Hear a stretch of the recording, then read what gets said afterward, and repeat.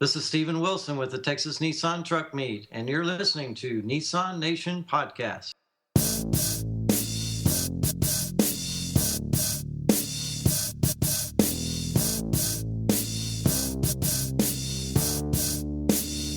Recorded live, coast to coast, it's the Nissan Nation Podcast. From camping, racing, and all points in between.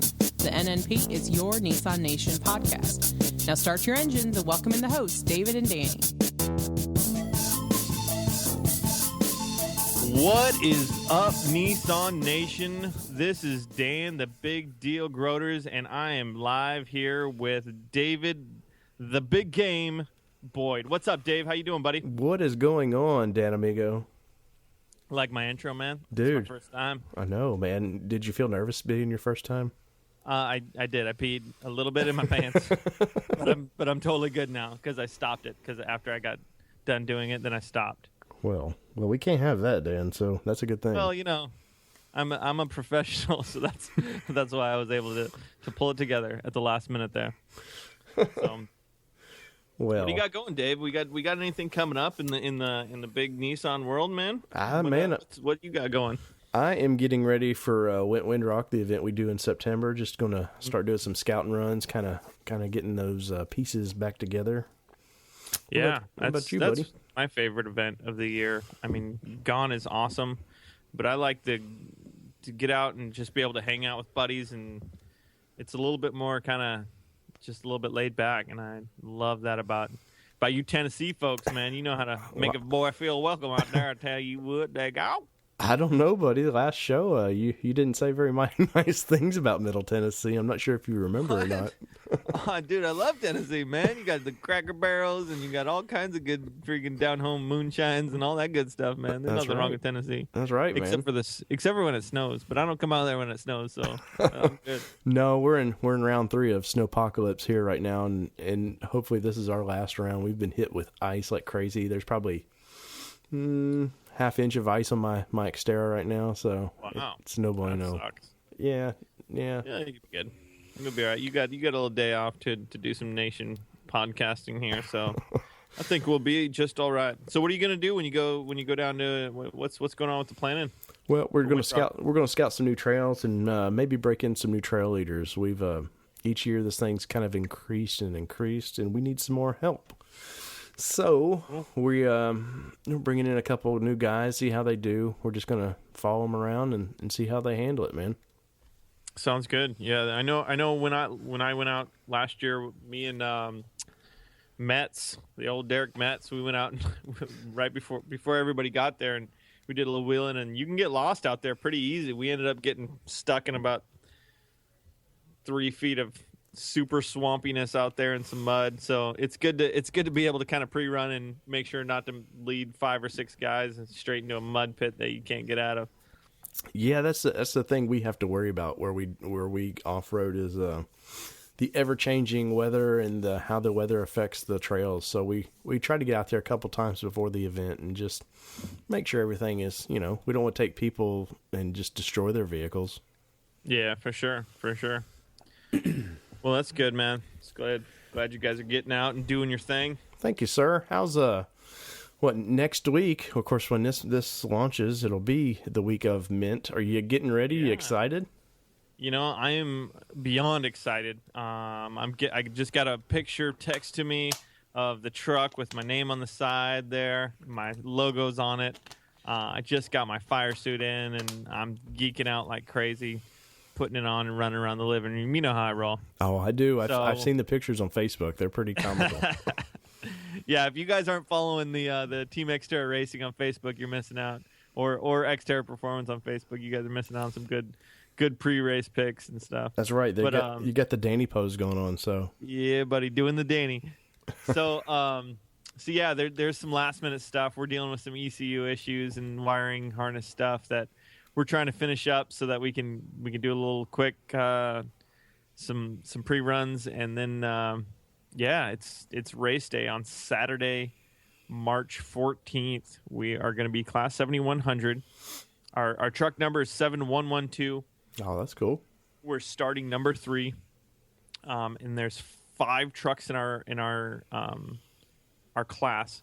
So we're going to be racing them against 5 other trucks. And that's for this race. Any idea of your competition? Looks like there's a Ford Ranger. One of the big names is Baja Olive Racing, and they have a really, really tricked out Ford Ranger that has run the Baja, and it's a proven truck. They've got sponsorship up the yin yang by Camberg, McNeil Racing, tons of great stuff. Justin Park is the guy that runs that truck, and he is a veteran who knows how to race. So I think he's going to be a big name to try and race against.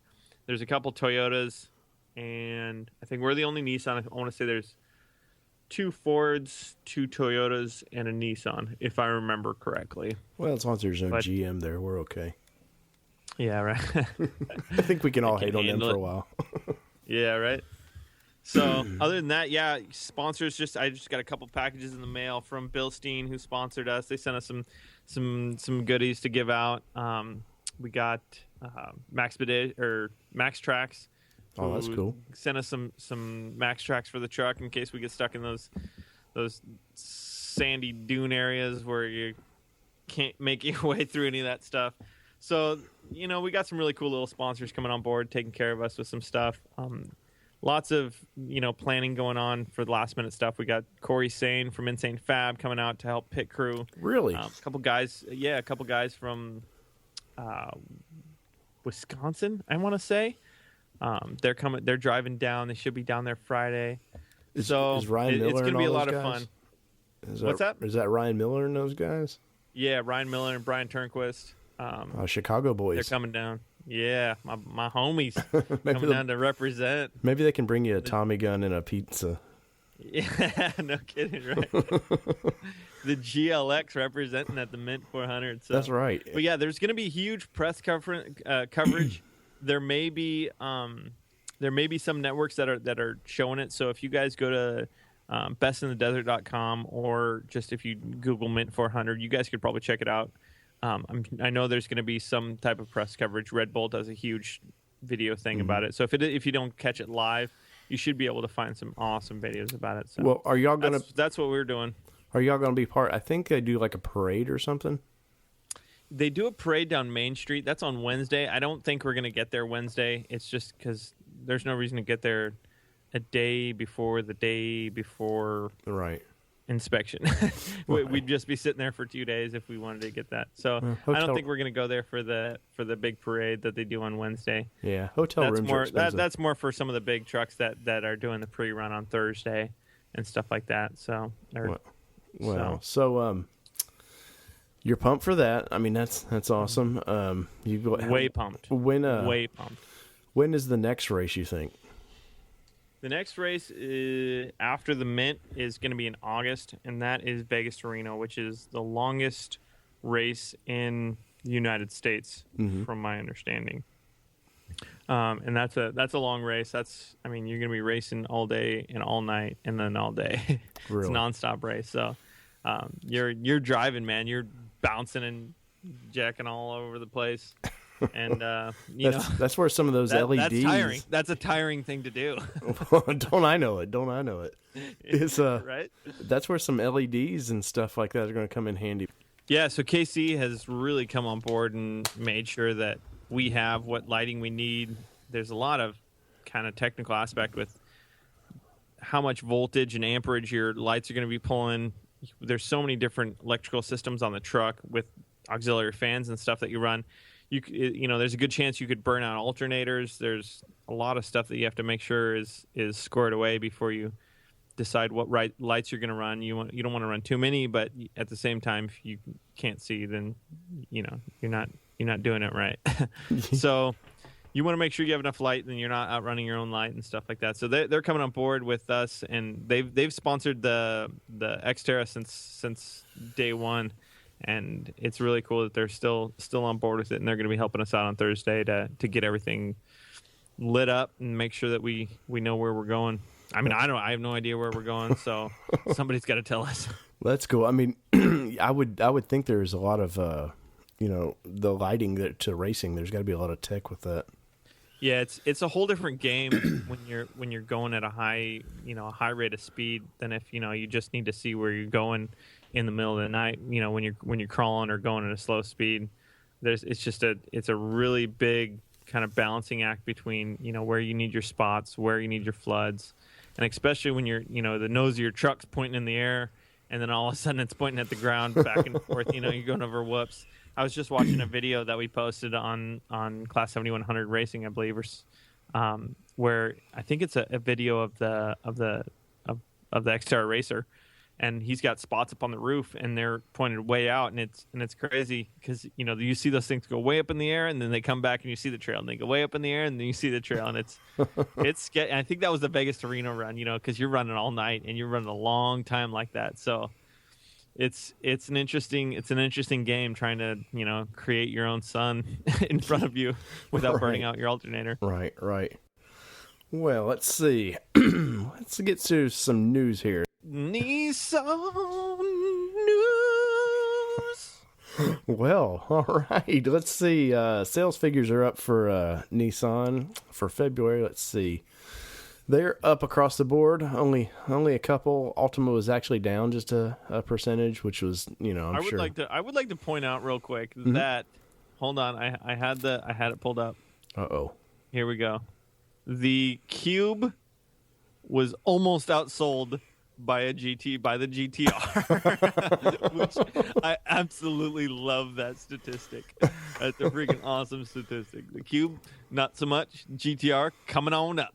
Well, but maybe profit margins there probably are okay with that. Yeah. Dude, I've been geeking out like crazy on the GTRs these days, man. Those things are just absolute monsters, man. Well, and it's good to see that there's just more getting out in the market. Well, interesting fact here: when you work for Nissan, you can actually lease vehicles, and get it, Dan, get it. Got it. All right, buddy. But anyway, so you can lease vehicles, and I'm seeing GTRs everywhere in town right now. It's ridiculous. Oh yeah. Oh yeah, man. All these mid-20 kids, they've got these. They want these little fast cars, and probably eats their paycheck up a week, But hey, for sure.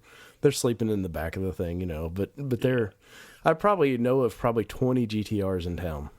Wow, that's crazy. I mean, that's almost like down here in Southern California. Right. I mean, you see them, but there's not a ton of them, Right. Well, I've seen some of the craziest people in these things too.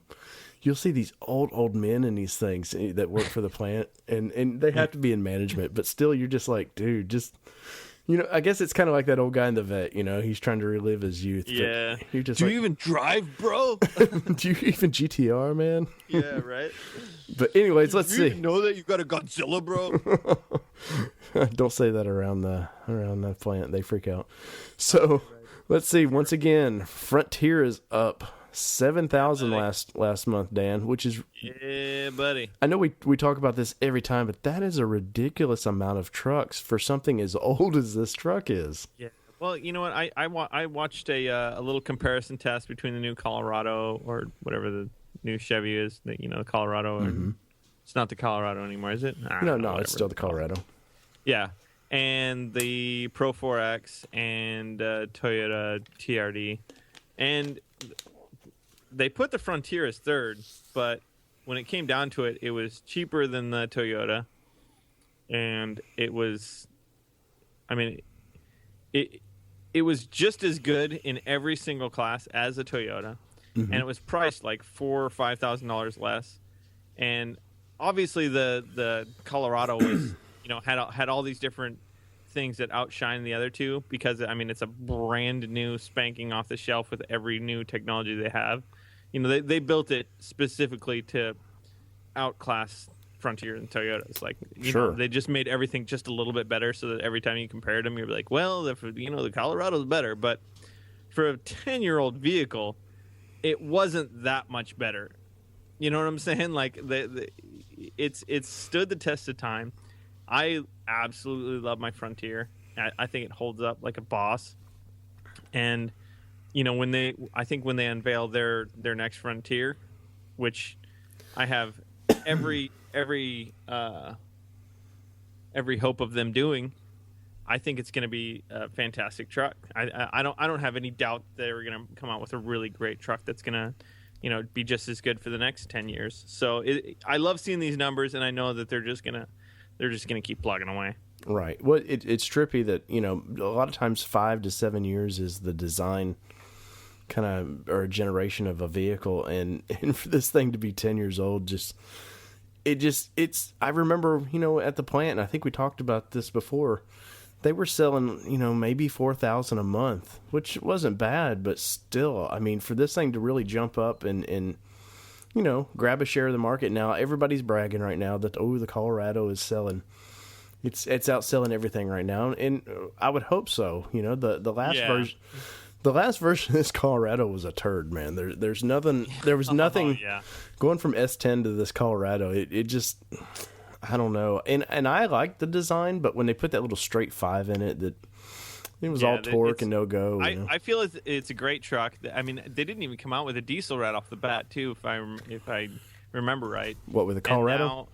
And now their numbers are all right on their motor, I guess. But it's not for me. It's not a huge head turner as far as like a complete package. I'm not overly impressed. I expected a little bit more from it. So I mean, obviously, I'm an extremely biased opinion. But sure. I like to think of myself as a total motorhead. Like anything that has wheels and a motor, or wheels for that matter. I mean, I'll soapbox race if I have to. Right. I like to look at it, from a whole outside opinion. I tried to, and it's not a huge deal to me. It's not the truck that I wish it could have been, so I hope Frontier comes out with a truck that I think that, because I grew up with Rangers. I grew up with Ford Rangers, and when Ford pulled out, I moved over to Nissans. You know what I'm saying? So I'm still a fan of the Frontier. The Toyota looks amazing. I won't lie about that. I love the look of the front end of the Toyota. I think they're monsters. I think they look great. But by the same token, I mean, it's they're apples and oranges kind of. Well, Toyota boggles my mind a little bit. Yeah, they've got this new TRD version, and I like how they went to the old school Toyota.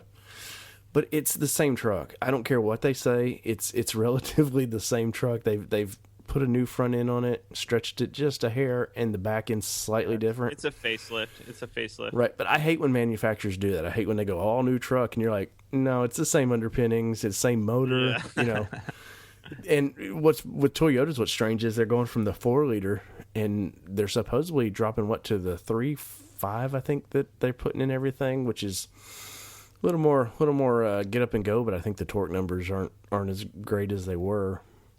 Yeah, they look like they might get a little bit better gas mileage with that over the Frontier. Mm-hmm. But I think that'll soon be alleviated, when Frontier comes out with their new model 2017 or 18 or whatever they decide. Well, I'm amazed with the Colorado. The fuel numbers aren't, you quit building a truck in 2011 or something like that. They quit building it. You had all this time to get the numbers right, and it's not like gas prices were suddenly, or the cost was just suddenly, whoa, where'd this come out of? We've had 10 years of higher gas prices, and I mean, I know it's a truck. They're not the most aerodynamic thing, but you would thought the numbers would have been. I think they're only like 2 more per gallon. Yeah, and my thought on the whole thing is like, so. Like a Ford F-150 with a 5-liter, when I had the rental Ford F-150 for Gone Moab last year, that thing got 20 miles a gallon. Right. I mean, 18 when I was getting a little crazy with the throttle pedal, and like that's an amazing truck. It's not the truck for me, but I mean, I thought it was a great truck. There's a reason it's like the number 1 selling truck in the world. But for a truck that's way smaller, that has 2 less cylinders, that they've been designing for. I mean, they're making cars that run off old granny's saliva these days. You know what I'm saying? Like, you should be able to get a small truck that's running 25 mpgs and still 300 horsepower. Throw a turbo motor in it or something like that. Like Ford's killing it with the EcoBoost. Why can't we run a small turbo on one of these trucks in a even a 4-cylinder with a turbo. You know, I mean, there's ways to do it. I just don't. I feel like they're kind of just missing the mark a little bit. I don't see like why you would have to cut all the horsepower and give a junk 4-cylinder. Or I mean, there's the technology's there. Maybe it's just cost and I don't know, man. Well, I mean, you know, trucks you want some low end. So I'm not exactly sure how the turbo would. You know, I guess for bursts it would be okay. But EcoBoost, bro, EcoBoost. I'm so over this EcoBoost crap, man. Good friend of ours has he went out and got him a new Mustang. What was it? The little EcoBoost 4-cylinder they're doing. Yeah. Was all proud, brought it in, and you know, started up. Looks great. I mean, the new Mustangs look great. They're definitely designed to take on the Infiniti Q60s, and finally Ford went with an all independent front and rear suspension, getting rid of that rear, but live rear axle. Yeah, classic design. Yeah, from 1950. But you know, Mustang, I was amazed when he brought it over and started up, and you know, it kind of sounded a little like a 4-cylinder. So my little rant of the night here for EcoBoost. So we took it out, and he's like, "Hey, you want to drive it?" And he said, "This thing will get sideways." And I was like, "Well, yeah, I want to. You know, that's what I do. Cars is what I do. I want to test drive it." Man, that little turbo would get up and go. But the funny thing is, and I'm sure this is no secret, they pipe in V8 sounds through the sound system. Oh yeah! So I was revving this motor, going, "Man, this thing, style. Yeah, this thing really, really sounds great." And my buddy was like, "Yeah, I think they piped that in a little bit through the audio." And I was like, "Really?" And so I read a review of the truck the other day where the writer was commenting about how well the truck sounded from within the cab, and then they had to kind of redo the article slightly, and I guess Ford let them in on, we know. And I guess it's starting to be commonplace, but come on, man. It's a sports car. Give me V8 sounds. But I digress here. So Frontier is still killing it. I rumor has it, and this is just a rumor, I have nothing from Nissan to back this up, but we may, at the end of the year, get a hint of the new Frontier, which would be real exciting. I mean, they did this last year with Titan. About November is when they started hinting at what was coming. Yeah. And I expect January of next year we'll see the new Frontier, which everything I've been told is that NP300, I believe they call it overseas, the Navara. Mm-hmm. So I like that design. It does have a little bit of the, kind of the car look to it, like what the new Colorado has. It's got the Euro truck look to it a bit. Yeah. I like it, but it's not quite as American beef as a lot of the trucks right now. Right. Everything I've been told within sources is they're going to beefing that grill up just slightly, but the basic design is the same. And it's basically nice. It'll be basically the same underpinning too is what the current one is. That's not very old for an underpinning of a truck, so they're good to go with that. What else? What else we got in the news? Nissan debuted the Sway concept at the Geneva Auto Show. Sway, bro. Sway. Dude. And I've seen all kinds of articles about Sway. It's pretty interesting read. We'll post this up on the website. The Sway is a very aggressive looking little hatch, very European. That's the market they're going for. Volkswagen, and what was the other brands you were talking about earlier, Dan? Mazda, Peugeot. There's a couple other European brands that have some good looking little hatchbacks out right now. And even in the States we have, even Volvo's got a little hatchback. I love that Volvo. There's quite a few manufacturers that are making them now. And Nissan's really stepping it up with the Sway. I think the styling on it. I mean, obviously this is just a concept. Fill my gap, Dave. It's just a concept. Yeah, it's a concept car, but it looks amazing. I love the front styling on it. It's got beautiful lines. And when I saw it, I was like, perfect, well done design. Little man with the tools and the clay. Well done, sir. This this thing for those that have seen the Maxima, man, Nissan's got this real new aggressive with the body lines and everything. What they call their floating roof. This thing, it sort of reminds me of the new Maxima. Obviously, it's a 5-door car, but very aggressive, very, very good looking car. They tied the feel of, they're kind of like their latest designs in really well, I think, and it makes you feel like you just punched Zeus's wife and then you took off. You know what I'm saying? You're like, I just punched your wife and I'm gonna hop in my car and you're not gonna catch me. That's how I feel when I look at it. Right. Well, the headlights of this thing are very interesting, man. I mean, everybody HID seems to be real big in these cars now, but this is some strange LED thing they got going on. And if this goes to production, it'll have a standard HID light, but very, very cool. It's got the typical Nissan. What do they call that? The V grill, something like that. Yeah. Very race car like too. Special. Like the way the front end is scooping in air. It's very, very race car like. Yeah, the V Motion grill. Yeah, okay. And it's got sleek door handles and just a trippy car. And the way the roof is, it's a glass top roof. Of course, that won't make it into production, but super cool looking. Looks like it's got about 18. It's also the concept car is in the bluish dawn gray color, which is a great color, and it also features a deformed X structure in the middle of the roof, which is supposedly said to add rigidity. So that's some of the exceptional. Oh, P.S. There's also twin trapezoidal Excuse me. Let me try that again. Twin trapezoidal tailpipe flanks. Can't say that 5 times fast. Flanks the license plate. So there's some serious sportiness that's kicking out on this thing, man. Well, I guess this shares a platform, or the current car shares a platform with Renault right now. So this one probably do the same thing. That's all these manufacturers now. They got to share platforms with everybody to keep costs down. Oh yeah, for sure. Super. I mean, I can't say enough. It's got the boomerang taillights. your favorite thing to talk about. Yeah, buddy. Our Aussies are going to be excited. But these are Shrimp on the bobby and get me a sway, my friend. These super aggressive. I know I keep using that word, but the body lines, everything from the hood, the way the hood is, it's just. Please build this car, Nissan, and bring it to the States, man. I love it. Don't screw up the concept. You know what I'm saying? I hate when they take out a concept and they're like, this is the concept. And you're like, that's a great concept. And they're like, well, we had a great concept, and here's the car. And you're like, what happened to the concept? Nissan keep it like that, man. They've been real great about probably the past 5 years of the concepts they release. Look pretty close to what the actual car is going to be. So yeah.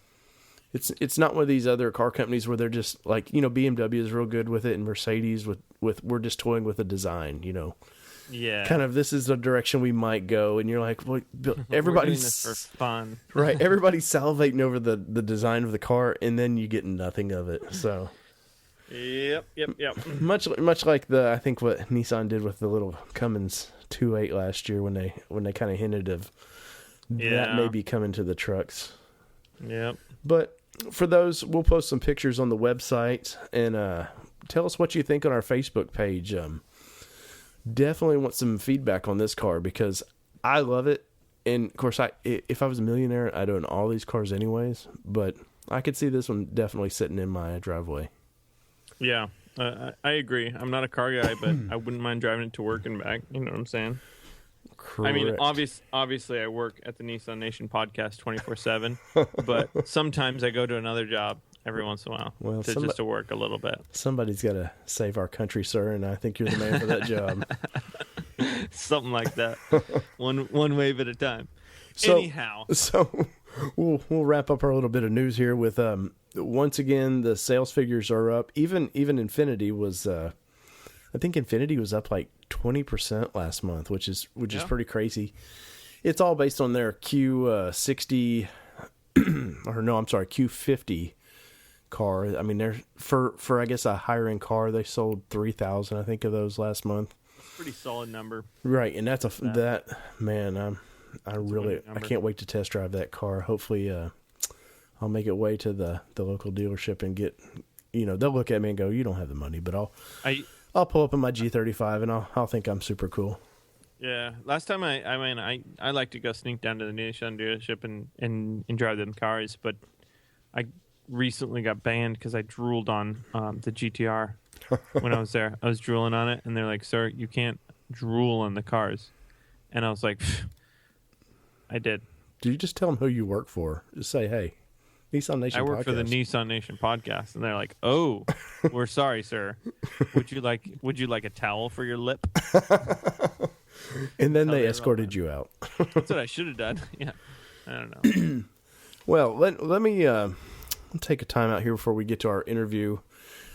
I want to make a plea. If you're listening to this show and you listen on to iTunes, give us a review. iTunes is very strange. The way that they position where we sit in their ratings is based a lot on reviews. So if we can get, I put it on Facebook at 5 reviews, but the next 10 people that we can get do reviews on there, I'm gonna send out a Nissan Nation podcast sticker, maybe a couple other little goodies with it. But we want to buy some love right now. This will be show number 5. It's time to see where we stand. What do you think, Dan? I would like to offer up a totally appropriate touch for anybody that wants to leave a review and then come out to my house. I will totally touch you appropriately. Hugs? And whatever's appropriate, whatever the moment prescribes, I'm willing to do that for you. And if you don't want to do that, we'll send the sticker instead. But I wanted to offer that out because I feel like that's worth its weight in gold. You know what I'm saying, Dave? Get your love. From the Groot. Yes. But we obviously we know we have a few listeners out there now. We've seen the numbers. We're up to 6, I think. Big time from last show was 5. So I think yeah. I like how this is arcing up. Yeah, but we're on the fast pace. We're kind of like at that roller coaster where it's just ding ding ding ding ding. We're about to make that drop, but we're just going up right now. Oh, we kid. We actually we have seen the numbers, and man, we really appreciate, for us only being out for basically a month, we really appreciate everybody listening, and just give us some feedback. We've got a Facebook page at Nissan Nation Podcast, or you can go to nissannationpodcast.com. That's where we post some pictures of the vehicles we talk about each week, and you can listen to the show there as well. We have a streaming link to it. So if you're not an Apple guy, listen there, or you can even go to Stitcher, and I think for the Android people. So show us some love. For Facebook. If you guys want to leave some feedback on Facebook, obviously the review is the best way to go. But if you want to shoot us a message, tell us what you want us to talk about. Let us know if you want to hear something special. We're on Facebook all the time doing a social media thing. We love to chat with all of our listeners. Some of the guys that chat with us, Karji, and I don't even know how to pronounce your name, Kima. You're our homie on there. Always leaving us some good feedback. Yes, definitely. It's great to hear from you. We would love to get ideas to talk about. If there's anything you want to hear about, we are more than happy to throw that in our show and do what we can for our listeners. That's what we do here, and we're more than happy to do that. Also, we if any of you people know, where every show we kind of we're looking for the GTR guys. If you happen to know of a guy, link us to him, man. We really want to talk shop with those guys. It's a rare pack, and we're just trying to make some friends there. I wanna slide into some nice sheets with a GTR owner and give them a back scratch. Maybe like scratch their head and tell them what kind of a cool person they are because they own a car that's expensive and faster than greased. Liganing. Well, but we definitely want to say thank you to everybody that's listening, and we'll stop that rant now. Xterra Performance has your Nissan covered for any off-road adventures. With aftermarket brands like ARB, CVT Tents, Warren, Heps Designs, Insane Fab, White Knuckle Sliders, and so many more. When you're ready to take your truck or SUV to the next level, search www.xterraperformance.com for the best deals around. Remember, that's xterraperformance.com. I'm going to get to an interview that I did right before the podcast got started with a Mr. Dan Cole of the 4x4 podcast. Now, Dan, let's see, this will get confusing. Danny, my partner here, did an interview with Dan, and they've got to know each other a little bit. But Dan was a big part of getting this show launched. I've done his show a few times, and he just bugged the piss out of me. He's like, "Man, you've got to do one." So gross. Well, you know. So yeah, Dan at the 4x4 podcast is a great dude. He does a ton for the off-road community, just doing interviews and getting the word out about new companies and, you know, companies that have been around for a long time and lots of events and all kinds of great stuff. He's a great dude, and it's great to talk to him. He's a great guy. Right. So without further ado, let's talk to Dan about some Titan trucks. Sweet.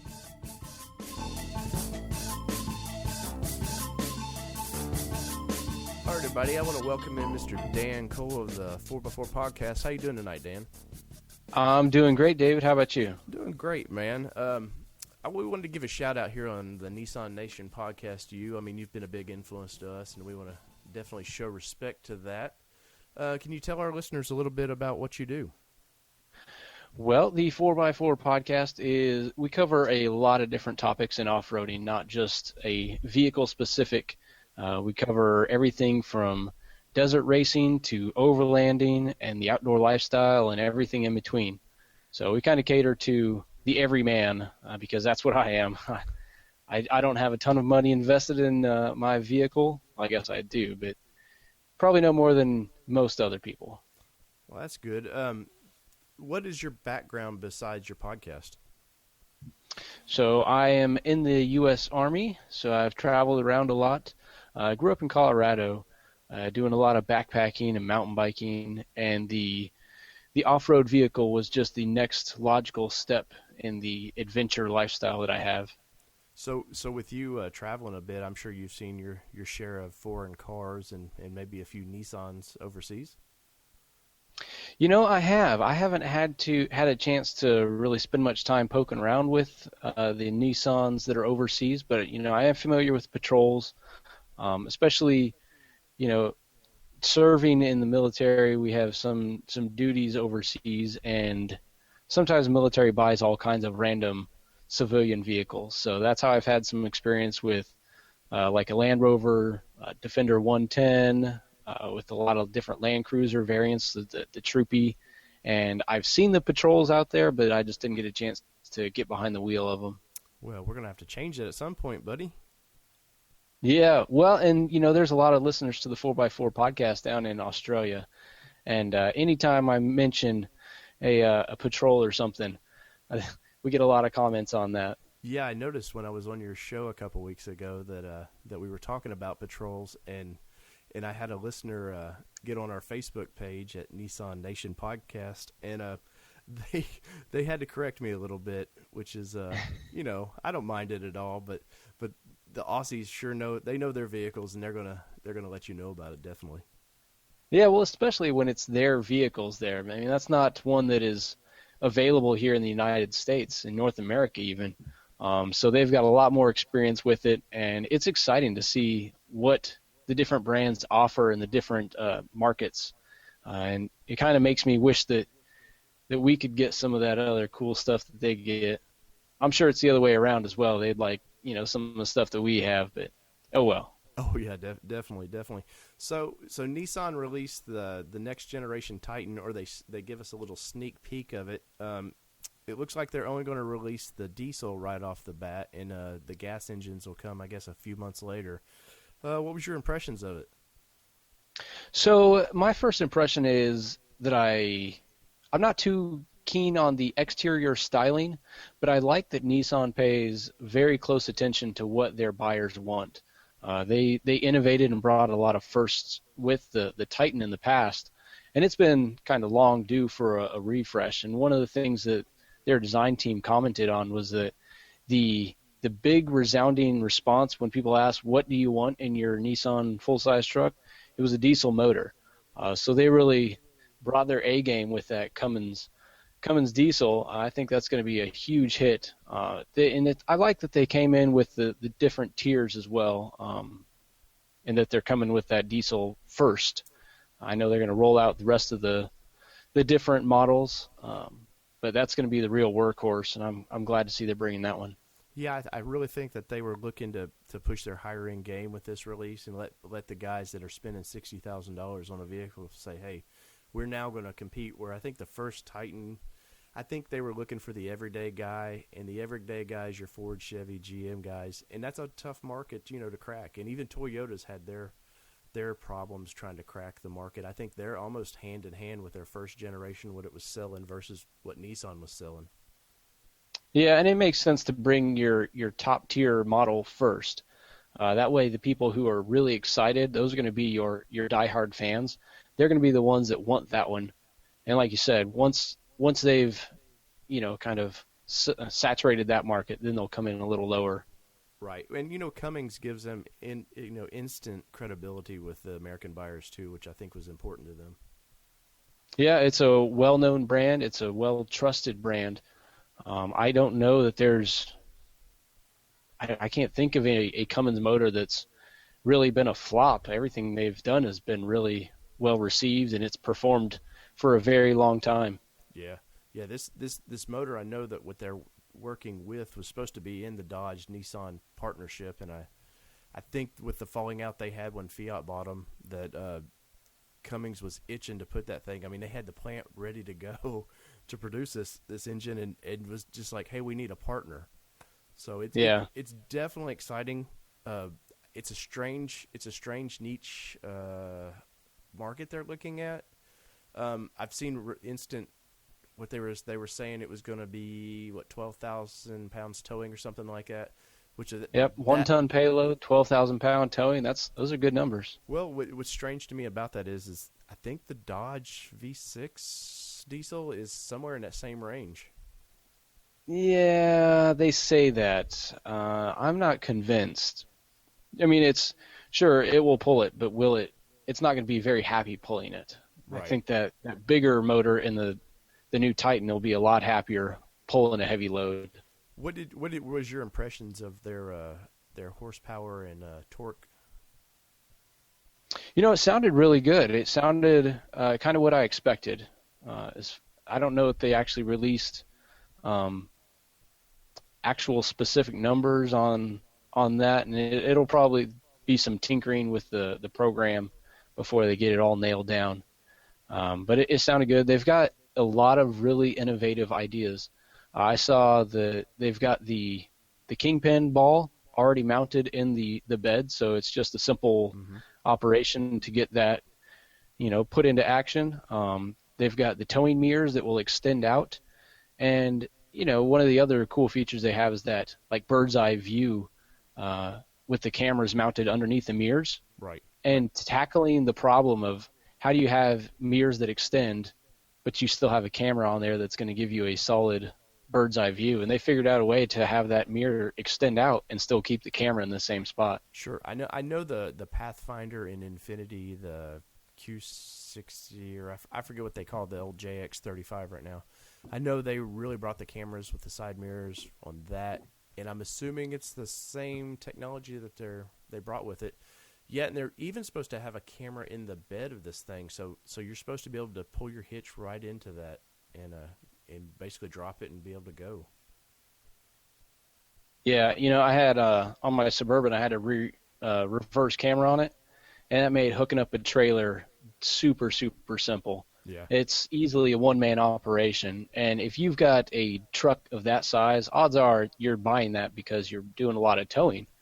And having that camera in there gives you a lot of independence as a driver. You're not relying on somebody else to come, try and back you up. You're not going to have to take a couple stabs at it. You're just going to nail it first time and be able to move out. Well, sadly, the way the full-size truck market's going now, every truck is so tall, you almost need a 6'5" guy to help you guide into one of these. So, yeah, no kidding. So for our listeners out there, give us a little bit of what you're driving. So I have a 99 Jeep Cherokee, and it is a two-door with a 5-speed transmission, so it's already a pretty rare bird as it is just in that configuration. But it's also got an 8-inch skyjacker lift. It's got a subframe, so it's still short arm, but they're lowered down, so it's still got loads and loads of articulation. 35-inch tires. I've got the mud tires on them. Aux lockers in the front and rear with chromoly axle shafts for extreme durability. I haven't had any issues in those since in the 10 years that I've been running them. Not an issue. I've got an ARB bull bar on the front with a Durango 4x4 bumper on the rear, and that rear bumper is super, super stout. I pity any vehicle that rear ends that Jeep. It's tall enough that the bumper is going to hit their windshield first, and it's not going to be pretty. That's the nice thing with a four-wheel drive vehicle, and when you start building them up, you start noticing people just backing away from you at red lights a little bit. They don't seem to want to get it. So tell us a little what kind of cars you're interested in right now. You know, I have a very wide range of interests. I mentioned the Land Rover before, and actually I just got a magazine from Rovers North. So, you know, I like learning what all the different brands have to offer. You know, I do have a Jeep, but I've also got a GMC Yukon that my wife drives. And I'm looking at trying to build that into more of a family overland rig. Maybe give it a leveling kit and level it out a little bit. Maybe put larger tires on it eventually. But it primarily does daily driver duties and pulls my Jeep on a trailer. Before that, I had the Suburban. I've also had a Toyota FJ Cruiser. Boo, come on now, buddy. No Toyotas on this podcast, buddy. You know, my brother has a 350Z. It comes back around now. Thank you. Yeah, he does do some autocross with it. I don't know that he's taking it off-road. I tried to convince him to build it into a rally car, but he's not having it. Yeah, probably. Usually the Z guys, they want to drop them down a little bit. Yeah, we'll give him his record. He's probably better off driving on the pavement anyways. Well, so it sounds like you're really more into overlanding, and that's your forte. Yeah, well, you know, the same Jeep in its same configuration. I used to do a lot of rock crawling, and I'd hang out with, you know, the hardcore bunch when I was living in Central Texas. And they've got Katimsi Rocks down there, and Katimsi hosts the We Rock competition. They've had Ultra 4 racing out there. It's a hardcore area, but that's not exactly something I want to take my wife and kids on. Sure. So I've toned it down a little bit, and I enjoy camping. And like I said, I loved backpacking, and the logical connection to off-roading would be overlanding, where you can get out for a nice long trip, really get into some remote areas, and still be comfortable because you can bring everything you need. Right.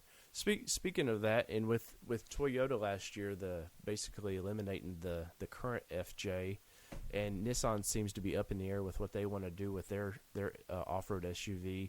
What do you see the future being? Do you think it's pickup trucks for the overlanding off-roading, or? You know, it's hard to say. It really is going to be more individual dependent. Like, I really like having an SUV because I do have 3 kids, I've got a dog, and you're just not going to be comfortable fitting that many people in a pickup truck. So the SUV is kind of a better fit. But, you know, for people who are single, if it's just them traveling, them and a dog, or them and one other person, then a truck's a great way to go because you have so much room to work with in the back, in the bed. You can build yourself a nice sleep platform with drawer system, have everything well organized, and still have a nice, comfortable place to sleep. But, you know, my family requirements have pointed me in the SUV direction instead. Right. Which, and you know, it's sort of a shame now with basically it looks like Nissan Xterra and the 4Runner are about your only options anymore for a true mid-size SUV. And obviously I think the Suburbans are getting they're more luxury now than you know, they started out. So the market for what you're into seems to be dwindling a little bit. It really is. You know, I've looked at replacing that front bumper with something like an ARB bull bar, and I don't know that they make one for the GMC, even though it should be a pretty easy swap It's just kind of a plastic cover over up there, and so it should be easy to pop off. But there's a handful of companies that make things that way I can fit a winch in the bumper or on the bumper. It's just, you're right. There's not a big market for off-roading those Suburbans, or at least not the current generation. But going back the old school ones, there's loads of stuff. But there's also a lot of crossover in parts between the Sierra and the Silverado trucks. Right. A lot of the components are shared. Right, and Nissan has that same thing with the Frontier Xterra. They're fairly identical, and I know those guys from dealing with them.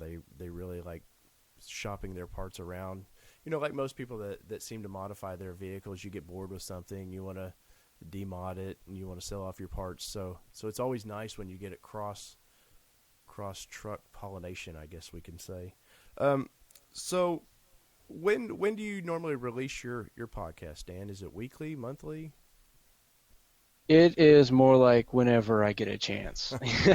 Great thing about podcasting, isn't it? Yeah, and my goal is to have one out every week, but it's just given my current situation where I'm in school full time twice over. I'm doing 2 school programs. It's tough to get out an episode every week. So I just set that as a goal and aim for it, and if we hit it, great. If not, it's a pretty forgiving audience. Well, I guess that's the good thing about truck guys. And off-road guys, they have lots to occupy their time with. Probably in their shop as we speak here. Yep. Well, we want to say thank you for basically helping launch this show. You've really given us a great platform with your show. You've had us on a few times over the past couple years. We definitely appreciate it, and we hope you come back and talk to us more. No, I'm definitely looking forward to coming back, and I'm glad there's another off-roading show out there, because I don't want to listen to my own show. I want to listen to some other stuff and get educated on the other things going on in the off-road world. Well, we definitely appreciate that, and we truck people are going to have to stick together a little bit, I think. And just to let our listeners know, we won't be primarily either or vehicles. We're going to switch all over the place. But my background is trucks. I know Dan, interviewing with him a couple times, he's definitely off-road and trucks. But we hope to have some more people in the Z community, and Maxima has a huge community, and we just want to grow this thing, and it's been a blessing that Dan's really helped us get our foot in the door with this. And to Dan, I want to say thank you, and we appreciate it. And we'll see you on the flip side, I think. Yep, sounds great, buddy. I'll talk to you later. Thank you, Dan. I own a company called Xterra Performance. We specialize in selling off-road Nissan stuff. And I started driving a Nissan Xterra. All right, so that was Mr. Dan Cole with the 4x4 podcast. If you guys would go tune into them sometime, him and Craig, they put out some pretty interesting shows. They're both characters, and they actually give some news about other things in Jeep. So it was nice to have him on the show. Yeah, Dan's a great guy, and it's always great to chat with him. Yeah, he's about to be stationed in Alaska, and I think he's doing a whole deal on that. So if you get time, check out his website at www.4x4podcast.com and tell him we sent you over there. So next time, let's see. I think we got race time, Dan. The excitement is building. Yes, sir. My excitement is protruding out of my waistline right now. So, I guess we're going to have some interviews with your co-driver. What was his name? Dave Blakely. We'll do a little interview for right before race day, maybe before and after a race, depending on how we do. And I'll see what I can't stir up over at the Minton 400, one of the biggest races in the United States for the off-road community. So I'll see what I can do. I'll try and get as much airtime as I can over there. Awesome. In the hubbub and whatnot that goes on. So awesome. And I know, to let our listeners know, we've hinted of a few cool interviews that are coming up with some off-road drivers, and I got word today that we might actually have a cool race car driver from Australia hop on the show. So Cool. Very cool. very, very cool. So we're just trying to figure out how to do that 17-hour difference for me and them. And I think it's actually tomorrow over there. So we'll figure this out and we'll get that on there. It's hard to schedule the future with the past. And once again, we're looking for the elusive GTR guys. Where you at, buddy? We want to talk some Godzilla. And hey, if you're into Maxima, we don't care. We want to start talking some more cars. We know we're truck heavy. It's what we're really influenced by. But we want to give the Maxima, hell, even the Sentra guys. We want to talk some. How are you tuning them? Tell us about them. Tell us what you do with them. So, once again, my name is David Boyd, and over there on the West Coast, we got Mr. Daniel Grooters. I want to sign off and say this is the Nissan Nation Podcast, and we are out. Sing it.